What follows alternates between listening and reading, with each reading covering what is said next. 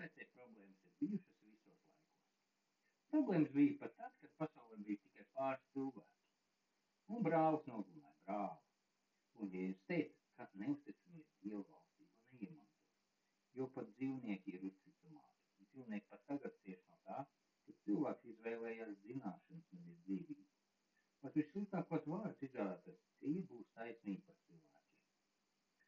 Un tā bija cilvēku izvēle. Pašā jau ir cilvēces iesākumā. Un pasaule slavē cilvēka lepnumu, pļāpāšanu, cilvēka uzskatus un domas. Cilvēks klausās visu pēc kārtas, pat nesaprotot neko. Grib strīdēties un mācīt citus par lietām, par kurām pats neko nesaprot. Un tie, kas sevi par kaut ko uzskata, nebūda nekas, tie apmāni paši sevi. Sevis apmānīšana ir sabojāts prāts un burvestība. Cilvēks tagad ir tik daudz informācijas sevi uzņemti, ka nesaprot vairs, ko ar to darīt. Un kad mēs to visu meklējam,